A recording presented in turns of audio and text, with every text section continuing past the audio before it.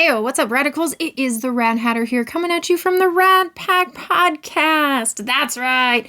We are doing another Rad 9 community challenge for you. And this time, it is the Rad 9 movie crushes that made us. We are talking about all of our crushes from way back in the day that made us who we are. Okay, I don't know that these crushes really made us who we are, but here we go. Stay tuned.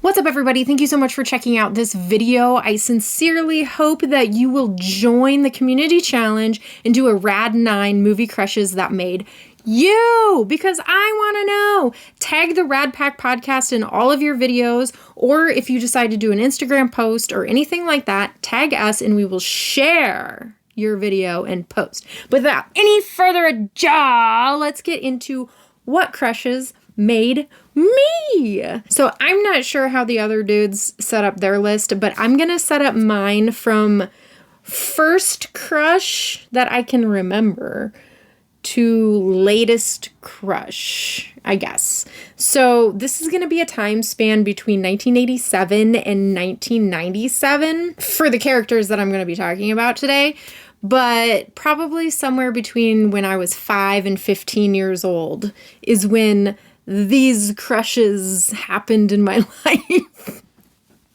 So I don't have a physical release for this first crush to show off. Hopefully someday I will have one, but we are talking about Neil Patrick Harris in Doogie Howser. I was extremely young when I watched this TV show, and it was my favorite. I loved it so much. I had such a little girl crush on Neil Patrick Harris when I was a kid. My favorite episode of all time was the Halloween one when he was like Dr. Frankenstein or whatever. But I absolutely loved him. He was so adorable. Just absolutely adorable. So that was number 9. Coming in at number 8, we are talking Corey Haim. Obviously, Corey Haim is on the list for several reasons. My first Corey Haim experience ever was obviously The Lost Boys. I absolutely loved him in this, but I'm not quite sure that this is where the crush started. I feel like this is just the first time I saw him in a movie.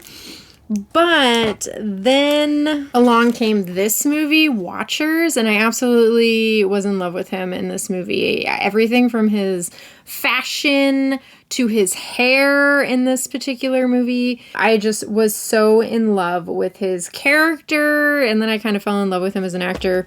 And then obviously Dream a Little Dream came along. He kind of had the same look in this movie that he did in Watchers, so clearly I loved him in this one. And then Prayer of the Roller Boys. He's a little older in this movie, and his haircut and stuff like that is a little different, but I still crushed on him so hard in this movie too. Next up at number 7, of course, you guys can probably just call these as I go because I'm that predictable. But we're talking about Christian Slater.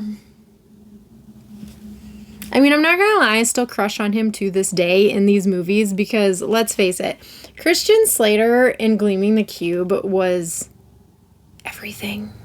I don't know, this might be the first time ever that I've showed this off, but I did get my skateboard deck from Toy Snobs. I have not shown this off on my channel, so this is a Rad Pack podcast exclusive, but I did order the skateboard deck from Toy Snob, and it has the Gleaming the Cube print on it because I am so in love with Christian Slater.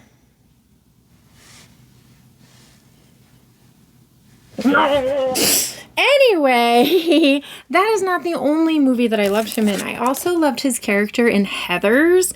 Such a bad boy in this one. And he does like a 180 in this one. From Gleaming the Cube being the blonde hero to Heathers being the black-haired bad boy was such a change for him.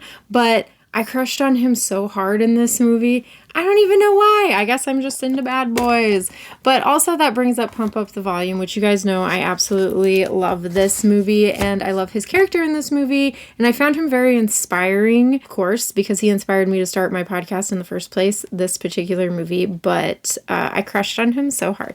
Christian Slater is just like all around crushable. All of his movies are so crushable. I'm just gonna put that out there right now. Coming in at number 6 on the list, we're going to be talking about Lost Boys again, but not for Corey Haim. We're going to be talking about that guy right there. We're going to be talking about Kiefer Sutherland. So obviously I crushed on him so hard in The Lost Boys because he was just this Billy badass with this blonde spiky hair. He had that ruff going on. He was a vampire. Woo, found that very attractive.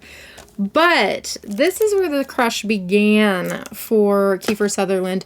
But it was really when I saw Flatliners for the first time that I truly fell in love with him.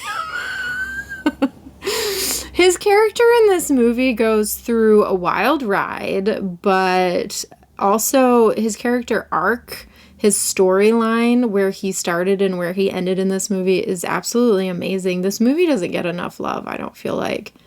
It's such an amazing film, just in general. People don't talk about this one enough, but crushed on him so hard in Flatliners. And of course, coming in at number 5, you guys knew I was going to be talking about this. Like, I feel like you guys just knew. But we are talking about Edward Furlong. But I feel like out of all of the crushes that I'm going to talk about today, I crushed on Edward Furlong the hardest and the longest. He was just it for me. Maybe not so much of a crush in Well, yeah, no, I crushed on him in T2 pretty hard. But I also crushed on him very hard in Pet Sematary 2. He just couldn't do any wrong for me. And the one thing about Edward Furlong is he didn't really change a whole lot during his career. Like, when we're talking about, you know, Corey Haim, like, throughout his career from, like, the 80s and early 90s, his looks changed a whole bunch, you know. He played a bunch of different characters, but honestly, Edward Furlong, he kind of just looked the same all the time. I also crushed on him super hard in Brain Scan. I just loved his room. He looks the exact same in this as every other movie, just maybe a little older. But definitely Edward Furlong. I still crush on him. I don't care what people say. I'm a crusher for life on Edward Furlong. I realize all the things, okay? Next up on the list, we're going to talk about Devin Sawa. He comes in at number 4. I didn't really crush on him like super duper hard. Casper, I crushed on him a bit. He was barely in that movie. He was in like the last maybe 5 minutes of the movie, but he was just so adorable. And his character was like who Christina Ricci crushed on. So you can kind of see where I was like relating to her, and then he popped in and he had like the hair and all the things, and I crushed on him a bit in Casper. Night of the Twisters. I don't know if you guys remember that movie. It came out the same year as Twisters. This movie I feel like had the same story as every other movie where it's like they're shopping a script around and then like a bunch of people get ideas and then 2 almost exact same movies come out in the same year. It happens all the time. But Night of the Twisters, he was in. Crushed on him a little bit in that movie. I still crushed on him a bit in some of his later movies too, but he wasn't like a life-changing crush for me. Coming in at number 3, I also don't have any movies for this one because I don't particularly jam with these movies now, but I jammed with them when I was a kid, obviously, is Leonardo DiCaprio in Titanic, first and foremost, because who did not fucking love him in that movie? Obviously. And then also Romeo and Juliet. There's clearly reasons why you would crush on him in that movie too. He was just very crushable. These 2 movies when he was younger were all about romance and love and falling in love with your crushes and whatever. So of course it's gonna make a girl go crazy. However,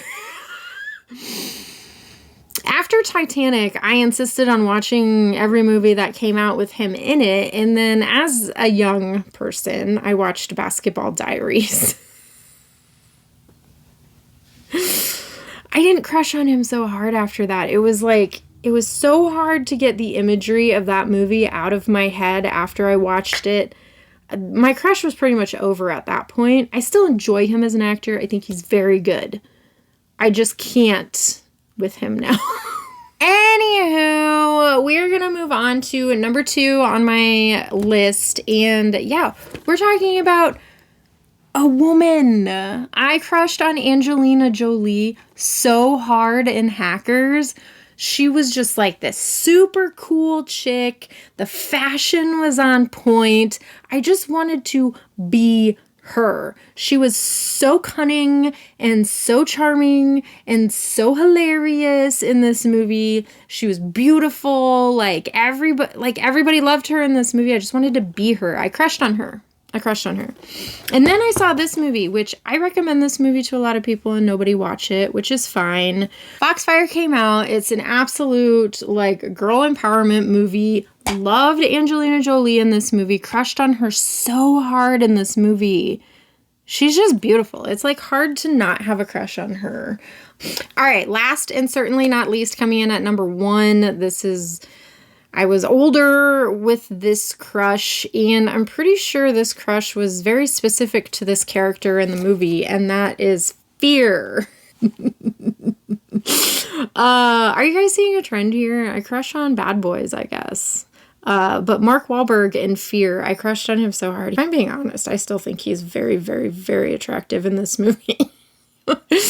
He's such a bad boy. He's such a bad boy in this movie. Girls, don't date men like this, but crush on them from afar like I did. Okay.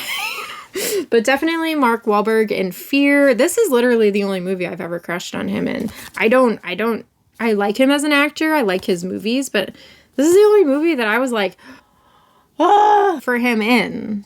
I don't know why. This was it. I don't know. Well, that is it. That is all. That is my Rad 9 movie crushes that made me. Let me hear what movie crushes made you. Make a video, make an Instagram post, put it out there into the world, and tag the Rad Pack podcast so we can share your stuff for everyone to see, because I think this was incredibly fun to dig back through my past and remember these movies and remember these crushes I had. It's just really fun to reminisce and think about this stuff. But I'm curious. Thank you so much for hanging out with me today. If you would like to help support the Rad Pack podcast, please share these videos around with your friends. Get them to make Rad 9 videos. Tag us all in them, and we will share them all, and it'll be like one big happy family. Rad Pack memberships are also turned on, so go down there and become a member because we have all kinds of exclusive stuff happening. We had our first Rad Pack members only live show that happened, and it was so much fun. We got a little wild, I think. So if you guys want to be a part of that, become members down there. It's super cool. But subscribe, leave comments, all the things. Love you guys. Until the next time we gather, stay killer.